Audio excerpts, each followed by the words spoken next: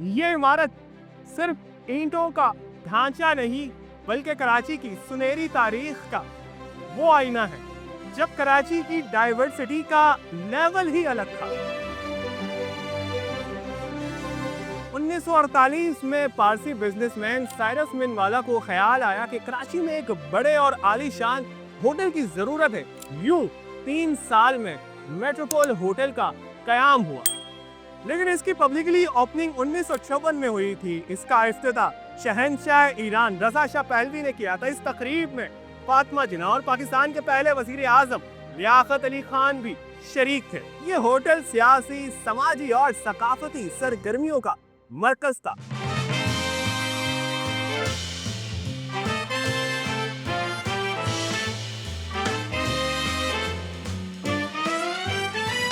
इसने सऊदी अरब के बादशाह सऊद बिन अब्दुल अजीज समेत कई शाही शख्सियात की मेजबानी भी की। ये सिर्फ कयाम की हद तक नहीं बल्कि एंटरटेनमेंट का भी हब था। शहर का पहला ओपन डांस फ्लोर और summer night club hotel Metropole की रंगीन पहचान हुआ करता था और इसके चर्चे, इसकी धूम पाकिस्तानी गानों में भी सुनाई देती। मैं हूं कराची का मिस्टर, तुमसे रोमांस करूंगा। मेट्रोपोल और ताज में तुमको लेकर डांस करूंगा। जहां पाकिस्तान के ही नहीं बल्कि कई मुमालिक के नामवर फनकारों और गुलकारों का आना जाना लगा रहता था। शमी मारो को देखा था, वो बड़ी मशहूर थी उस जमाने में क्योंकि एक फिल्म बनी थी 1960 की है, सहेली। इसमें एक गाना है, गोरी चुन ले अपना साथी, ओ गोरी चुन ले अपना साथी।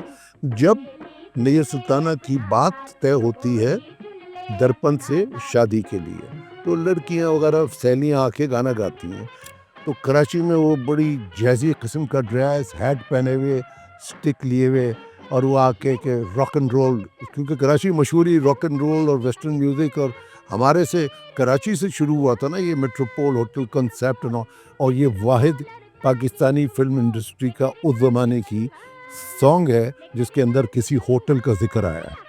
And the way they used to entertain us, ऊपर कराची डिस्कोथेक था, नीचे समर नाइट क्लब था, एंड दोनों का माहौल बिल्कुल मुख्तलिफ था। कराची डिस्कोथेक में यंग लॉट, टीनेजर्स, लड़कियां लड़के डांस कर रहे हैं, उस जमाने के हिट सॉन्ग पे मज़ा आ रहा है। नीचे नाइट क्लब का कूल क्वाइट माहौल, शमोइज रेड सोफाज, मोमबत्तियाँ, कैंडल्स, कैंडल लैम्प्स, और एक ठंडा इस किस्म का एयर कंडीशनर कि आपको जैकेट पहनी पड़ जाए इतनी ठंडक, और मज़ा आ रहा है, एंजॉय कर रहे हैं।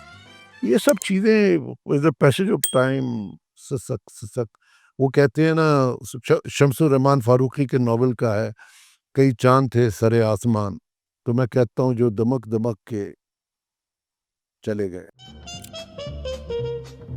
अगर आपको ये वीडियो पसंद आई तो अभी सब्सक्राइब करें। मशहूर मौसीकार डिज़ी गिलेस्पी जैसे लेजेंडरी फनकारों की जैज नाइट, डांसिंग परफॉर्मेंस और तफरीही शोज मुनाकिद होते थे। वो दिन शहर की रातों को जगमगाने वाला दौर था। इन प्रोग्राम्स की तशहीर के लिए बाकायदा पोस्टर छपते थे। म्यूजिकल ग्रुप बाहर से, कब कोई इजिप्ट से आया हुआ है, कोई इटली से आया हुआ है, कोई फ्रांस से आया हुआ है, और बड़े बड़े शोज हो रहे हैं। वहाँ हमने बैले डांस देखा, बैरूत से आई हुई थी डांसर्स, बैले डांसिंग हमने देखी। हमने ये जो होते हैं अपने परफॉर्मर्स जो करते हैं बॉलरूम डांसिंग, और उसके दौरान एक्ट्स बताते हैं डिफरेंट किस्म के, हमने वो देखे। हमारा एक ग्रुप था, हमारा फिक्स होता था कि every Saturday we must meet and we must go to these places. तो हमारे ग्रुप में, मैं नाम नहीं लेना चाहता, मगर हमारे ग्रुप में बड़े शुस्ता और बहुत मज़ेदार किस्म के लोग थे, और बड़ी रिस्पेक्ट थी for our female partners. Everything was like a magic today. आप उसको तस्वुर भी नहीं कर सकते आजकल। होटल के खाने भी बड़े मुनफरिद होते थे। ये 1960 में लंच का मेन्यू कार्ड है जिसकी कीमत ₹7.50 है। आज के हिसाब से ये पैसे 10,000 से तो ज्यादा बनते होंगे। एक और चीज जो गौर करने वाली है कि इस मेन्यू कार्ड को टाइपराइटर से लिखा गया है। गैर मुल्की मेहमानों की बड़ी तादाद आने की वजह से मेट्रोपोल होटल के ग्राउंड फ्लोर पर पैन एम, स्विस एयर और KLM समेत उस वक्त की दुनिया की बड़ी फिजाई कंपनियों के दफातर कायम हो गए थे। 1970 के बाद मेट्रोपोल होटल की मकबूलियत में कमी आना शुरू हो गई, क्योंकि इसके मुकाबले में PC होटल आ गया था और 71 की जंग के बाद गैर मुल्कियों की कमी से मालगान को मुआशी नुकसान पहुंचने लगा और इसके कुछ सालों बाद होटल बंद कर दिया गया और यहाँ दफातर रह गए और मजीद दफातर बनते चले गए।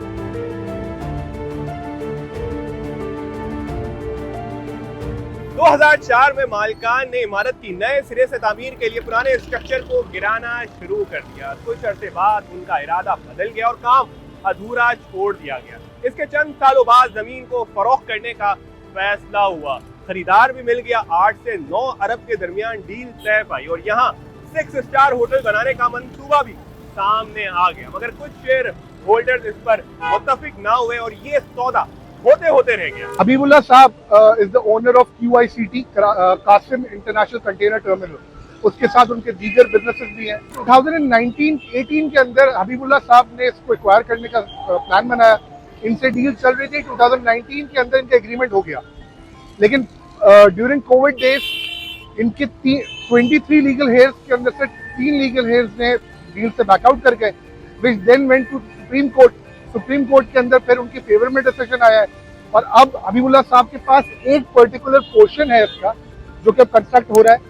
वो हबीबुल्लाह साहब के पास शुरू से ऑन पगड़ी बेसिस था। ये तमाम जो दुकानें हैं ये पगड़ी पर है। उस तरह उनकी भी एक शोरूम था पगड़ी पर। आज वो शोरूम को वो ओनरशिप पर ट्रांसफर कर चुके हैं अपने नाम पर और उसी को वो रिकंस्ट्रक्ट करा रहे हैं। और फिल वक्त जो उसकी रेनोवेशन हो रही है ये this is done by the family itself. वो वापस इनका प्रोग्राम है कि होटल को रन करने।